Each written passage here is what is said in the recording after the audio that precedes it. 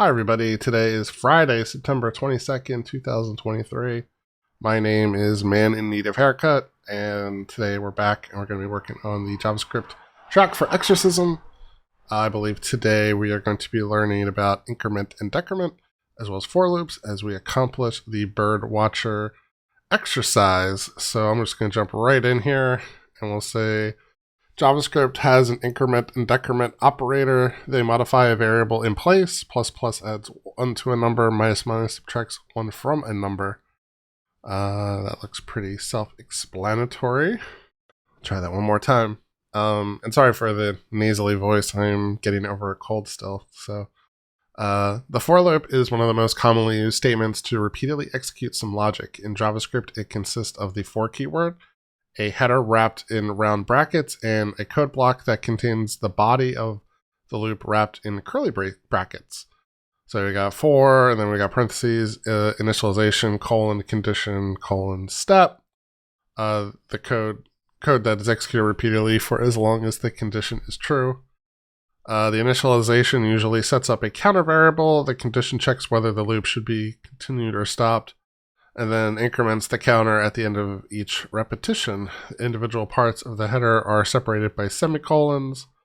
For example, given a list of 3 elements, A, B, C, let I equal 0, which will be the index, while I is less than list.length, increment I, and then that'll increment, then you can kind of run through the loop.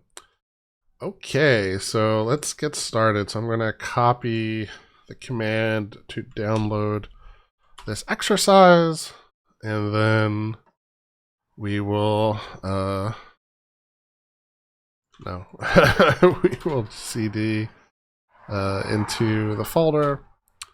And apologize because I do have my windows open because it is a lovely day here in Philadelphia, and I want to enjoy it to the dismay of my YouTube watchers. Alright, so you are an avid bird watcher that keeps track of how many birds have visited your garden. Usually you will tally in a notebook to count the birds, but you want to better work with your data. You already digitized the bird counts per day in the past weeks that you kept in the notebook. Now you want to determine the total number of birds that you counted, calculate the bird count for a specific week, and correct a counting mistake.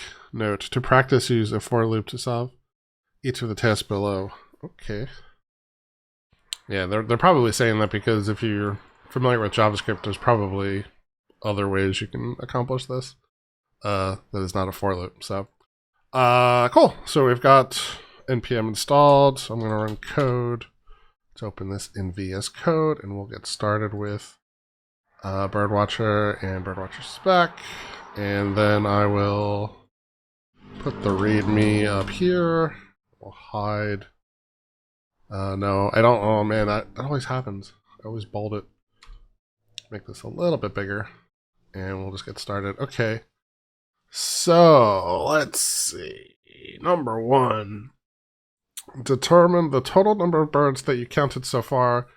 Let us start analyzing the data by getting a high-level view. Find out how many birds you counted in total since you started your logs. Implement a function called total bird count that accepts an array that contains the bird count per day. It will return the local number of birds that you've counted. So given this example where you got an array with a lot of numbers, this should return 34. Okay. Oh, and yeah, we're gonna have to turn off GitHub Copilot because we want to do this on our own. Alrighty. So let's get started. So I guess what we'll do is we'll create a variable called total, and we'll initialize it to 0. And we'll do a for loop. So we'll say for I for index equals 0. Do you have to say let? I think you have to say let in here. Let I equal 0, and then while I is less than birds per day length, that's property, and then we'll do I plus plus. And then we've got the body of our stuff, so we'll say total plus equals whatever the birds per day item is in the current index. And then at the bottom, we need to say return total, probably. Total. Return total. Okay. Cool. And we'll look at our tests, and they seem to be passing. And I will consider that a success. Okay. Number 2. Calculate the number of visiting birds in a specific week. Now that you have a general feel for the bird count numbers, you want to make a more fine-grained analysis. Implement a function birds in week that accepts an array of bird counts per day and a week number. Okay, it returns the total number of birds that you counted in that specific week. You can assume weeks are always tracked completely. Oh, okay, so this is basically saying like the first 7 elements I'm not interested in, and then I'd be interested in the second group,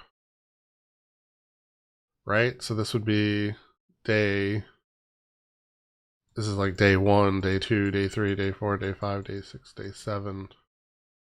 So that's like 7, 8, 9, 10, 11, 12. Okay, I think we can do that. Doing it for loops is a little weird, but that's fine. So how do we want to do this, though? I mean,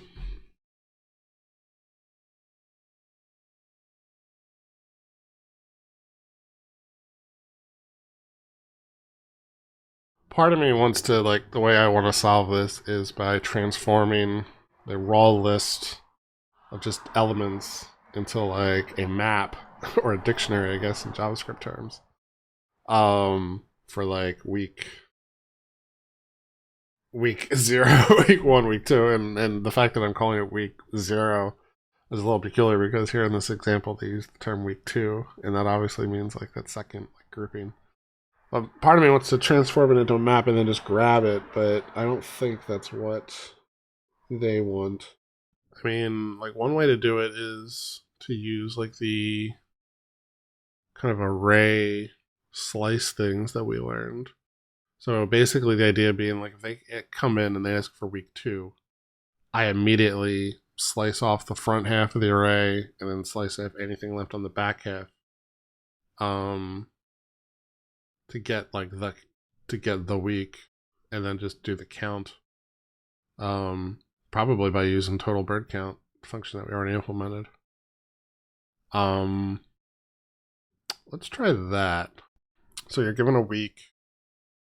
So like the first one is understanding like we want like const like number of days to what did it say, to remove at beginning. I don't even think that's spelled right, beginning. And that'll be like week -1. So like if they ask for week 1, then I want to return 0. If they ask for week 2, then I want to remove 7. So we'll say week -1 times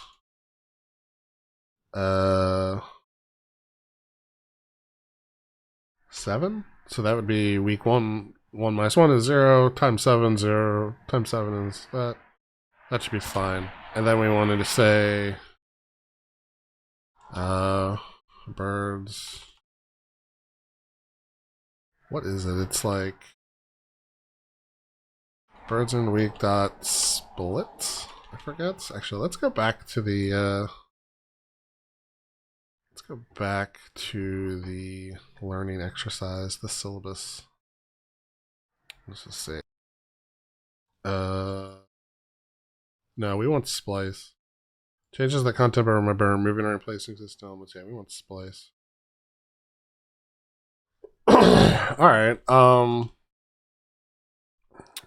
SPLICE, yeah. Why are you unhappy? I mean, I know I haven't given you arguments yet, but number. Property splice. I'm not doing that yet. Okay. So splice, start at index 2, remove one element, replace it with that.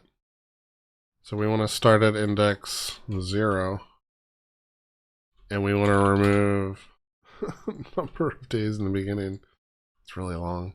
And then we don't want to replace it with anything. And then splice returns. Splice actually returns some weird number.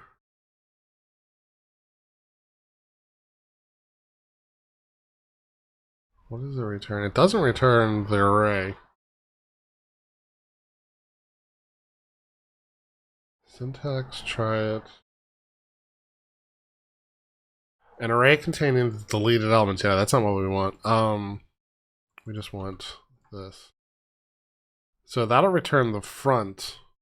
So like that'll return, and then for the actual week, we want to remove. We want the first n elements up to 7. Is what we want. How do I want to get this? I mean, I could just use the for loop. That's why we're supposed to be using this. So, like, alright, so that'll remove in the front. Let's do that. We'll just say for let I equal 0. And this will be if I is less than 7, then we'll do I plus plus, and let's create a let's create an array to hold the stuff like the items we want. Actually, I mean, I guess you could just, yeah, let's do that, because you could do array.pop. Does pop take a number?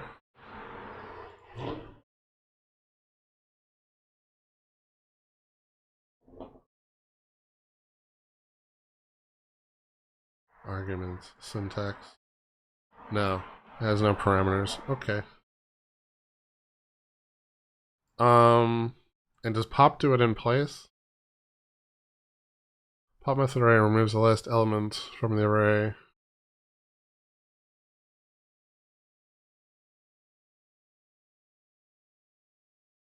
And returns that element. Okay.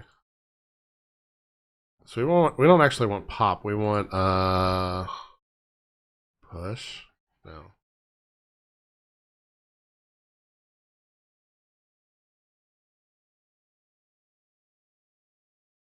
Pop push shift? Yeah, that's what we want, shift. Shift method removes the first element from an array and returns the removed element. We want shift. So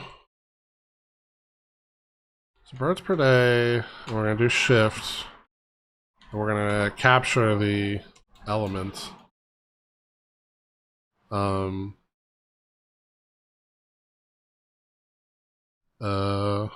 Birds in week. Week counts. And we'll just start that as an empty one. And we'll say week counts. And then we will push. We will push the element that's removed from that. And then that should be done. And then we can return total bird count. And we just send it the week counts. Right? Alright, let's look at this. Total bird count. Pests seem to be passing. Birds in week seems to be passing. I don't think this is a particularly good readability, but we'll come back to that and see if we want to fix it or not. Number 3. Fix a counting mistake. You realize that all the time you were trying to keep track of the birds, there was one hiding in a far corner of the garden. You figure out that this bird always spent every second day in your garden. You do not know exactly where it was in between those days, but definitely not in your garden. Your birdwatcher intuition also tells you that the bird was in your garden on the first day that you tracked in your list. Given this new information, write a function fix bird count log that takes an array of birds counted per day as an argument. It should correct the counting mistake and return the modified array. Okay. So we just want to modify the list here. So we're going to go through the list again. So that'll be for let I equals 0. I is less than birds per day dot length. And I plus plus. And then we'll say if I is mod 2 equals 0. So if it's an even number. What are you complaining about? Oh, you want parentheses? Yeah, I'm still not used to that parentheses part. If it's done that, then I want to modify the thing. And this is dangerous, because if you are using a for loop to iterate through an array, and inside you are modifying the contents of the array, that is a bad thing. And one of the reasons I like functional programming instead of object-oriented programming. But we will do it that way, because I feel like that's how they want us to do this right now. The other thing we could do is, like, we could write this better by, let's do it a better way. We could do that by creating a modified birds per day, and we'll initialize that as an empty array. And so what we'll do here is, no matter if it's if or else,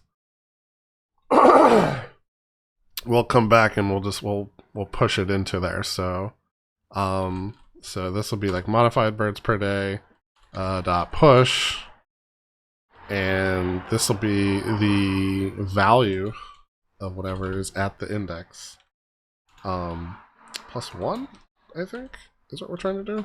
And then otherwise it'll just be the value. We won't modify it. And then at the end of this thing, we will return the modified birds per day. And let's see.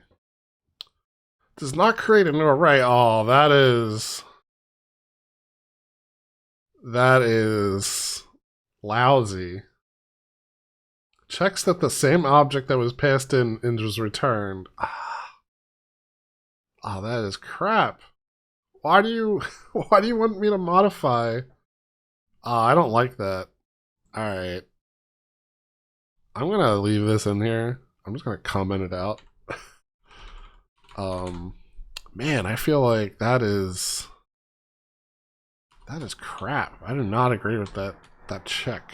Because you shouldn't teach people to modify an array during a loop. That is bad practice.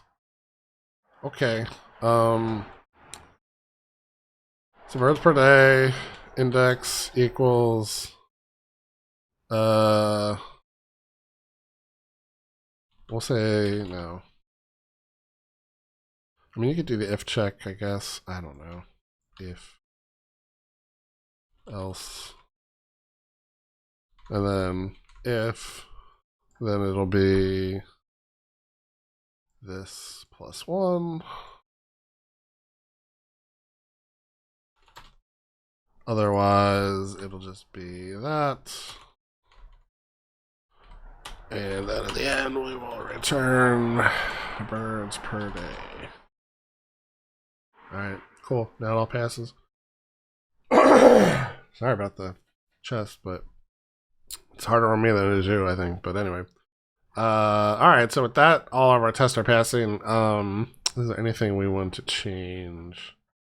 I'm pretty happy with that. I mean, I'm not happy with that, but whatever. And then this one, like, splice. I'm gonna leave it like that. I'm curious if the analyzer or other solutions are going to be different in any meaningful way. So our test passed, and we're done. I'm going to look at the community solutions. Yeah, like they're using reduce. Here you go, slice. Total bird count. That's interesting. So they did slice, and the point at which they're going to start is week times 7 minus 7. That's good. I like that. It's like nice and tight. And then this one, they do it, and they do it without the parentheses. They just do. Oh, they use they jump the index so they don't bother checking. That's good. I like that. That's a good solution. Cool. Let's see what this person has. Count equals 0. Turn count. Start day, end day. Okay, so they figure out what the index of the start day and what the index of the end day is, and then they loop just through that. That's good too. I like that. They used map, which of course is not what they're supposed to be doing. See, they got yelled at too. Yeah, and then they just they augment it. Okay, cool. So with that, I'm gonna mark that as complete. I will share my arguably inferior solution. And we have finished increment and decrement, and we finished for loops. And can I close this? No. Show more concepts, return to exercise. Alright, cool. So with that, that matter done, and I guess next time we'll be talking about while loops and switch statements before heading on to objects. So yeah, next time while loops and switch statements. Until then, I want to thank you for joining me. Appreciate your appreciate you keeping my throat in mind. Sorry if that bothered you, anyone. Hopefully by the next one it'll be a little bit better. Other than that, yeah, if you have any feedback or comments, please do let me know. Other than that, I'll see you in the next one. Bye bye.